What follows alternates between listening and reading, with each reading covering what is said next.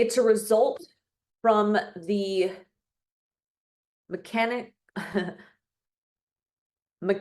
override of activation of those peripheral terminals of our sensory neurons by local depolarization, axonal reflexes, or dorsal root reflexes with the release of different biochemical structures that promote inflammation. Our substance P, our CGRP, and our different neurokinins, our TGF, our tumor growth factor, all of those levels of inflammation from stimulation at those peripheral terminals.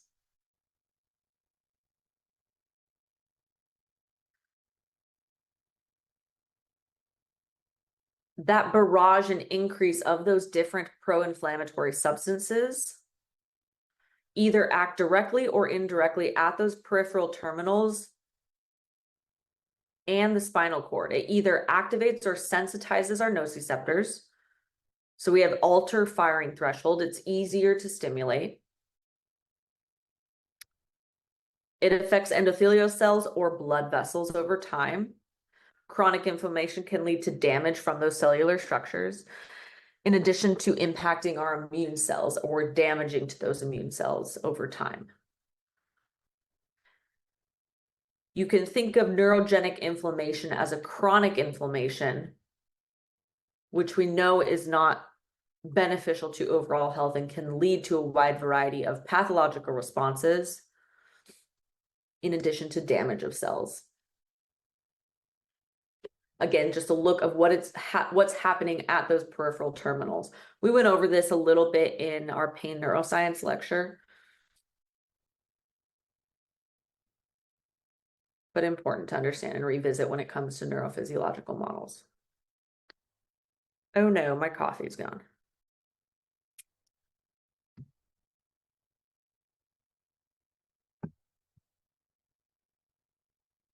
That neurogenic inflammation is occurring at our primary sensory terminals. So our A delta and our C fibers being stimulated consistently and progressively over time.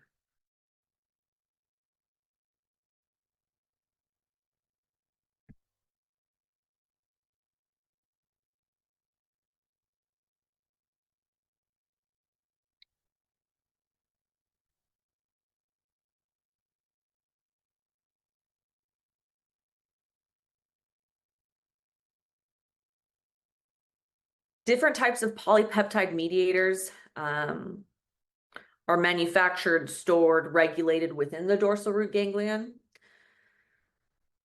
and transported via axoplasmic transport to the peripheral nerve terminals.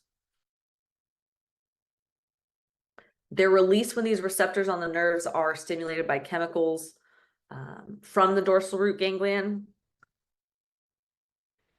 And we know that from our pain neuroscience lecture. This is what we're referring to.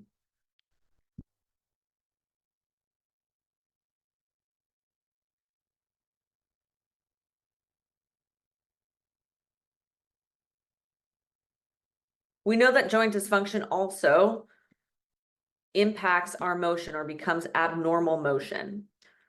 And that's typically what we're palpating for. Very difficult to detect with visual inspection. Obviously, if we're going from a postural or gait analysis, we can kind of lead towards certain areas, but it's difficult to isolate where that abnormal motion is coming from. What we rely on here is our palpation, whether that be static or dynamic palpation. I personally use a combination of both. But remember that inter-examiner and intra-examiner reliability is highly important here. That's why we will try to be as specific as possible and as detailed as possible. Making sure our line of drive is correct, making sure we know how to count into our different levels. Being specific as possible is important. We also have the evaluation via different x-rays Some studies have shown the difference between pre and post spinal manipulation therapies. So pre and post adjustment, whether that increased or decreased static motion. It's difficult to assess dynamic motion via an X-ray unless you're doing things such as flexion and extension, but an additional tool that we can use or choose to use.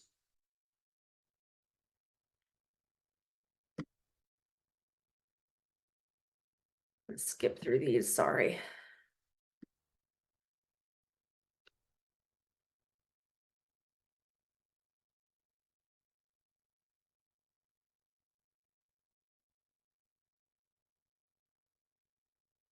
We have a different model of pathophysiological processes, especially as it results to inflammation or edema, swelling,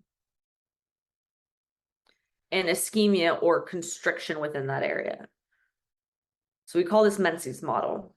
This proposed that mechanical spinal lesion or that joint dysfunction led to spasm. And that spasm, which is the musculoskeletal system being in constant state of contraction, that contraction is leading to local ischemia or decreased blood flow oxygenation. It can lead to localized swelling and edema, causing the release of vasoneuroactive substances, which reinforces or self cycles that spasm over time. Think of this, that constant state of contraction of that localized area of muscle. It's almost like the same process as a development of a trigger point, right? That constant state of contraction leading to compression of vessels, continuing that cycle over time.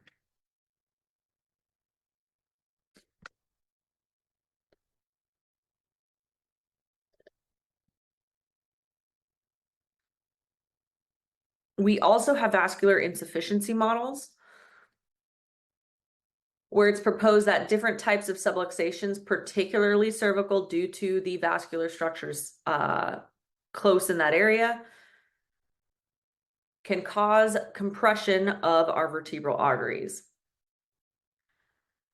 This can give rise to altered cerebral blood flow, and it can explain the role of manipulation and correction of certain cases of migraines or other conditions of cervicocranial origin.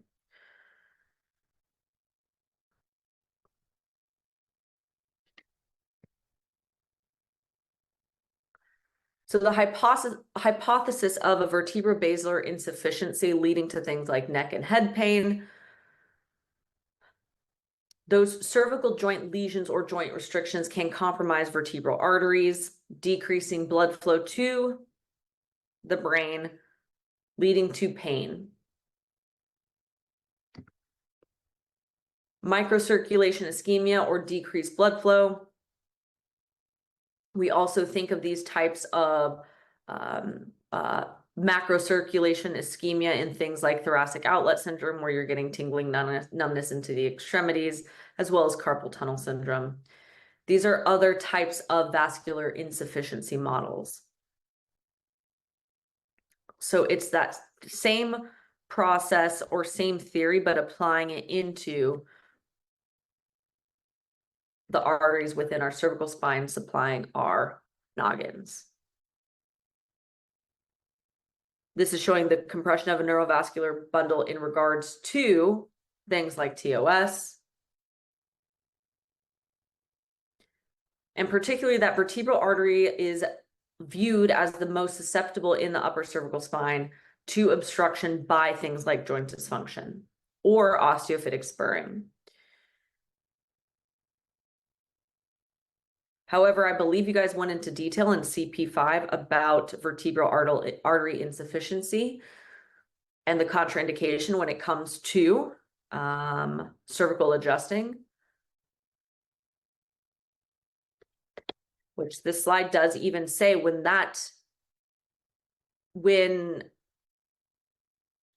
hot topic. When adjustments in this particular region, if adequate evaluation isn't performed, we can see here that we're talking about it's being susceptible to obstruction by subluxation, osteophytic changes, or spurring, increased tortuosity from lower cervical degenerative joint disease, and even cervical spine manipulation itself. Highly, highly important when it comes to your evaluations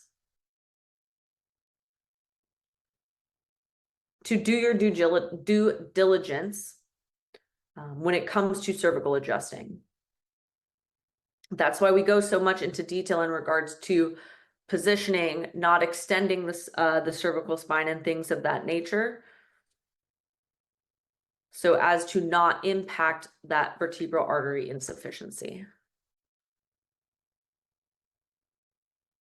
You can injure the vertebral artery with very extreme neck movements and rotation.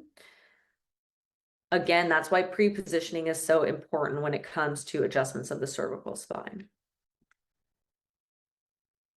Should be a review when it comes to vertebral artery insufficiency. I believe these are all review your ataxia, diplopia, dysias, drop attacks, dysarthria. All these things should be general review that you've already gone over in CP5. Please correct me if I'm wrong, but I'm pretty sure you guys have gone over these in detail.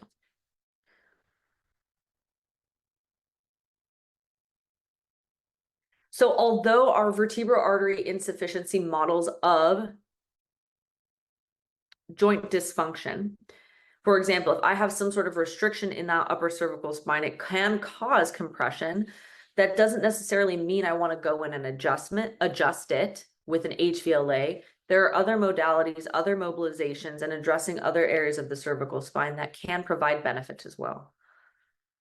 So it's not that, oh, well, if it's restricted and causing a vertebral artery insufficiency, leading to pain, I might not want to, in more cases than not, I don't, try to use an HVLA to adjust that. But it's important to understand that the risk factors for any sort of vertebral artery insufficiency, consistent use of anticoagulants, maybe they're going through periods of blindness or decreased vision. Advanced arteriosclerosis makes you more susceptible to these types of things if you auscultate and find carotid artery bruits, tobacco or cigarette smoking, diabetes, and a family history of strokes. These are all suspected. I wouldn't even say suspected risk factors. You can even get rid of suspected risk factors, but highly likely or predominant risk factors that can lead towards things such as VBI. Hypertension, long-term oral contraceptive use, fainting, transient ischemic attacks, different paresthesias and palsies that are progressive over time. Again, rotational manipulation is listed here, and we're talking about extreme levels of rotation.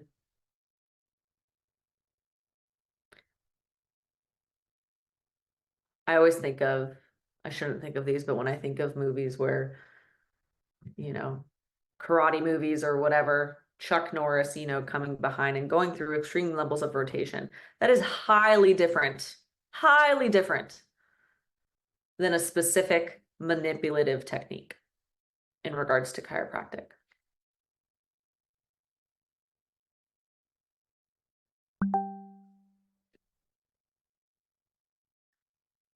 We talked about axoplasmic flow. We know that in order to apply nerve impulses, they need to be functioning normally.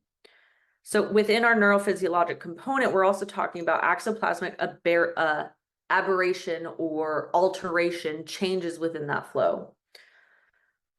That transport can be altered in certain cases in which the dorsal root ganglion, spinal nerve roots, and spinal nerves are so compressed or irritated by joint dysfunction that we have change in that exchange or transport of materials. This is most related to nerve root compression and mechanisms of IVF encroachment. If we are compressing the highway by which these neurons travel, it makes sense that we can have alterations in that axoplasmic flow.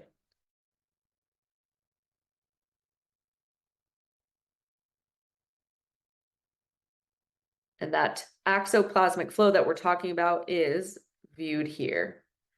That transportation along the axon of certain chemicals to stimulate responses at the periphery.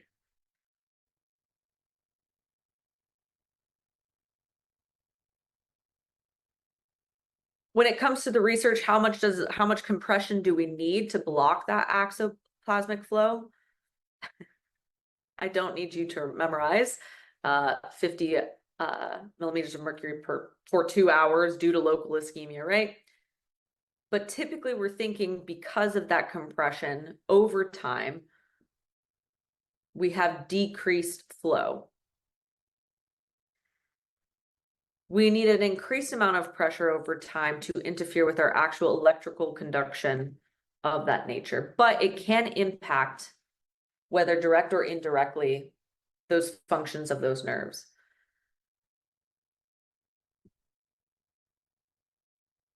Our nerves deliver different types of impulses, nutritive support,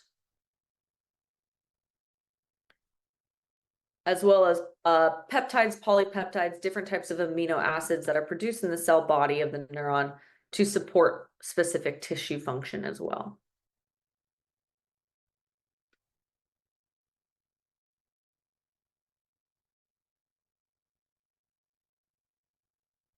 We need that proper flow in order to maintain the functionality of our target tissue, because we know that these neurons send impulses to different target tissue, whether that be musculoskeletal or visceral.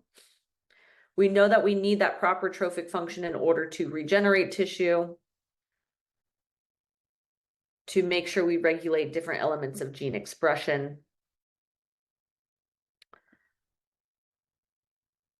have functional metabolism, chemical composition, different types of enzyme activity, right? Our neurons are constantly firing to maintain all those levels of basic functioning. But if we have disturbances within that axonal composition and transport, we can have intense sustained activity of peripheral neurons.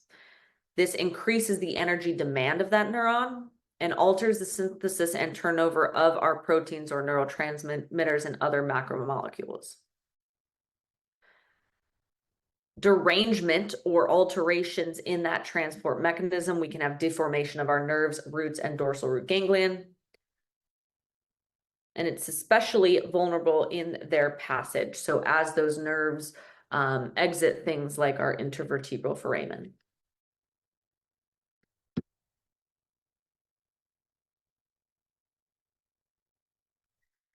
The difficulty with this process is we don't have a very good reliable test to correlate damage with that axonal transport.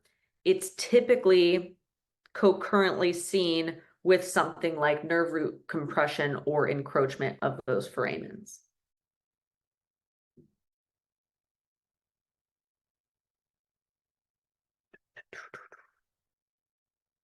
Let's go ahead. Let's see where we're at.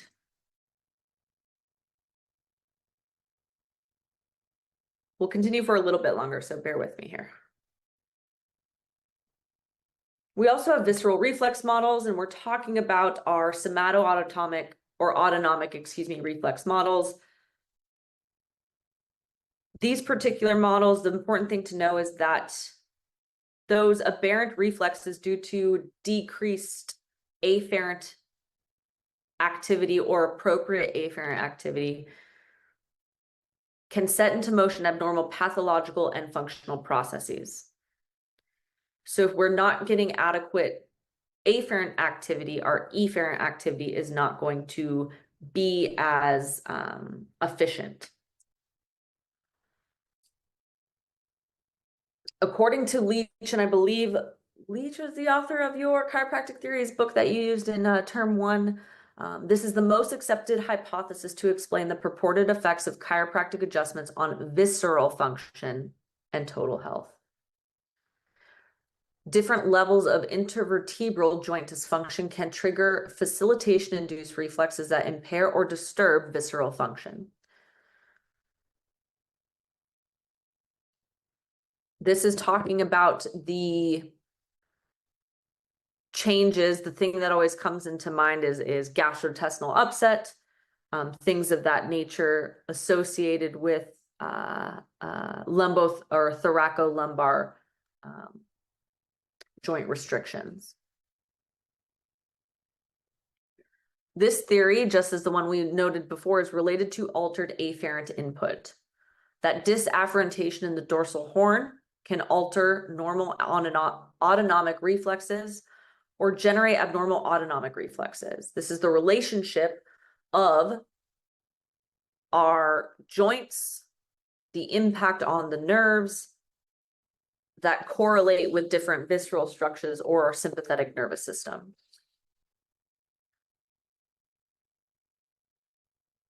This particular theory is utilized to be a justification for manipulation for different types of organic conditions, things like I said, like gastrointestinal upset, or even elements of respiratory issues, things of that nature.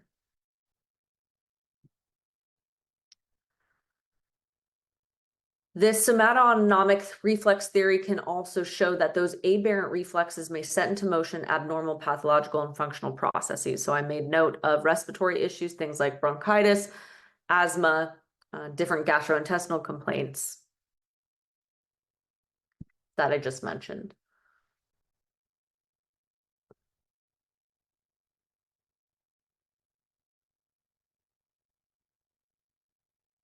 When it comes to modulation, peripheral modulation within this theory,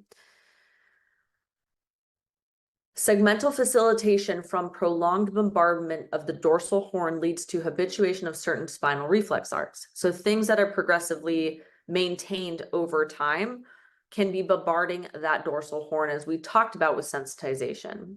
It can result from failure or damaged skeletal tissues to heal properly. When it comes to central modularization, the disturbance of lateral fibers of the spinothalamic system or medial fibers of the dorsal system can also be involved.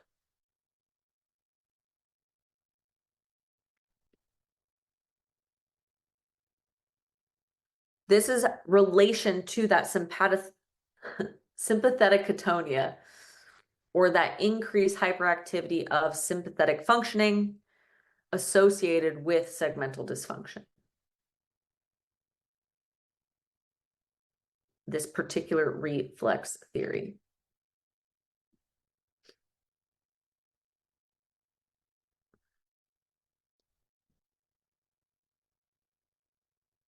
We're so close to being done.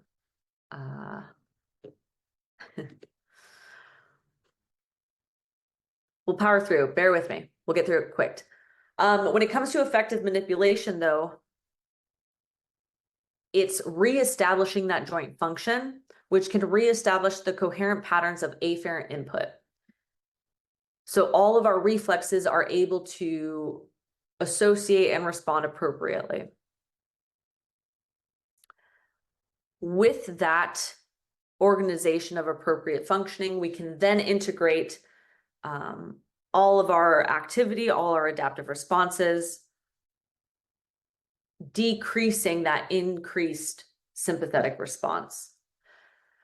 The issue with these theories is that clinical proof is lacking. So we have studies that suggest a link between correlation of spinal dysfunction and various non-musculoskeletal conditions. But there are few interventional trials that demonstrate that actual clinical meaningful impact of the responses to adjustments. So more research is particularly needed.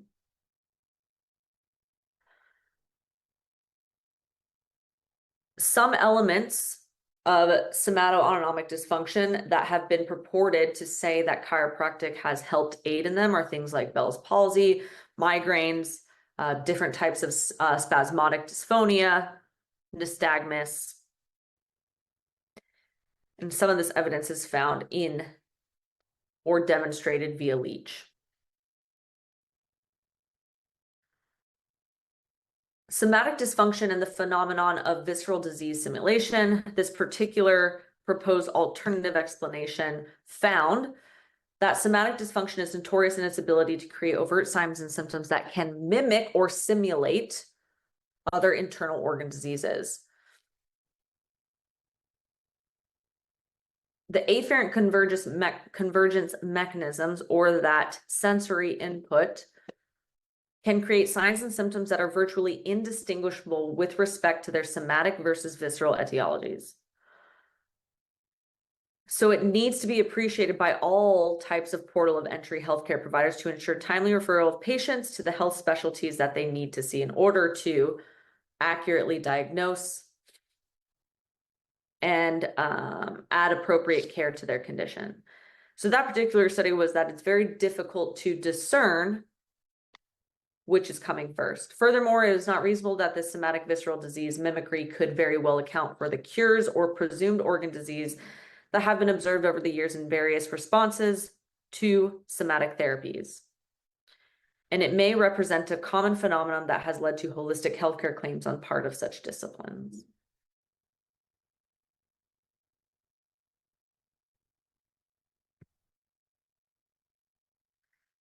I don't think we're going to go too much into these. We'll finish up with the neuroimmune hypothesis next week. I believe we'll have time. Because it ties in with our stress responses.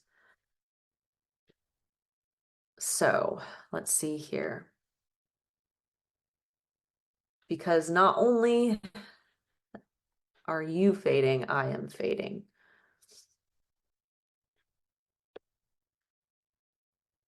I will open up your, let's see.